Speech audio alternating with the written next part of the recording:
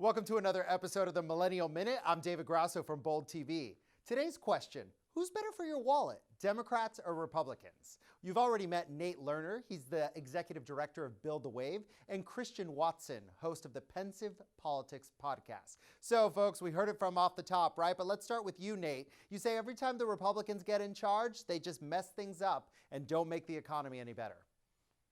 I wouldn't say every time, but historically, yes. And I think, we can look back only a decade from now at the 2008 recession where you had the housing market burst. And that was in large part because there was no one watching and regulating the economy. Republicans love to say that regulation is horrible for business. The government shouldn't stay involved. Let the free market figure it out.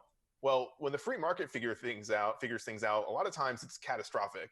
And as we saw, there's no one watching the derivatives market. There was no one monitoring those toxic loans. And as a result, the bubble burst and we all went down with it. And then you see the same thing with environmental regulations where when companies they get away with it. They are okay with polluting the water, polluting the air. Same thing with like payday lenders, for example. They'll rip people off. They'll cheat them and steal from them because their main motive is profit. You need Democrats in there regulating within reason. You need Democrats in there also making sure that the wealthy and the corporations are paying their fair share. And these are really simple fundamentals that every other industrialized nation does that Republicans have convinced us that we don't need. And as a result, Democrats, in my opinion, are better for your wallet. So, Christian, my question is, if Nate is right, why are so many people leaving states like New York and California and going to places like Texas and Florida, which are definitely red and have more, a looser hand on regulation?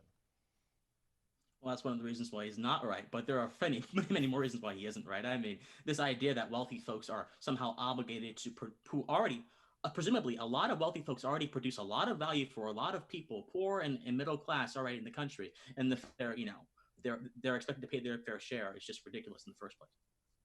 Yeah, so what party do you align with then, Nate, if you're someone who is socially liberal and fiscally conservative? A lot of these things like the Green New Deal that come out of the Democratic Party, right, really are scary from a tax perspective because there is no way to raise that amount of money without raising taxes, not just on rich people, but on absolutely everyone. Well, they're scary if you're short-sighted and you don't understand the long-term benefit of it and what's at stake.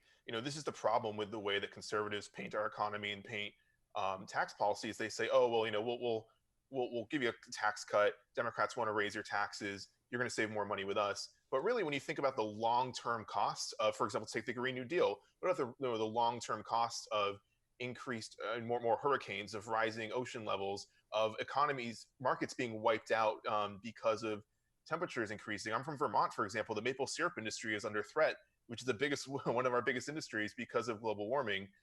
You have to, same thing with healthcare, for example. You have to think long term. It's great if you're saving, a couple $1,000s a year on taxes, but what about when you turn 65 and you need Social Security? You want to make sure you're not sick from your water being polluted, your air being polluted. You have to move and buy a new home because your house is now underwater. There are long-term consequences to our actions, and we have to think that way. So, but John Maynard Keynes always said in the long term, we're all dead, right? And in the short term, it's entrepreneurs and business people paying these taxes. I think Christian would agree with me there.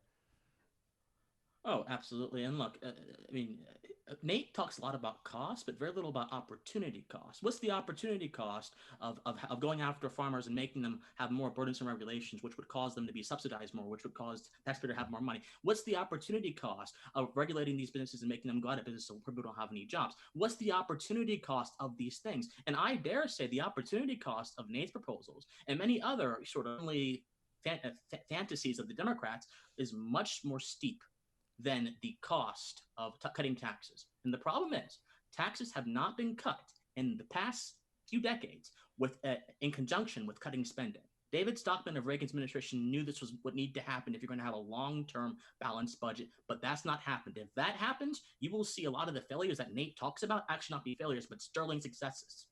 Well, in all fairness to Nate, both parties have a spending problem, so Republicans haven't been good at that either. So, Nate, I'll give you the last word. You have about 20 seconds.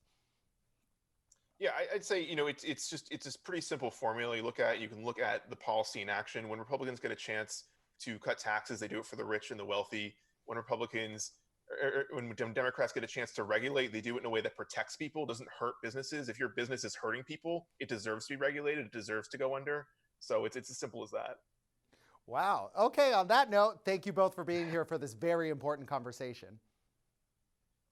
And thank you all for watching. Please join us soon for many more Millennial Minutes here on Bold TV. I'm David Grasso. See you next time.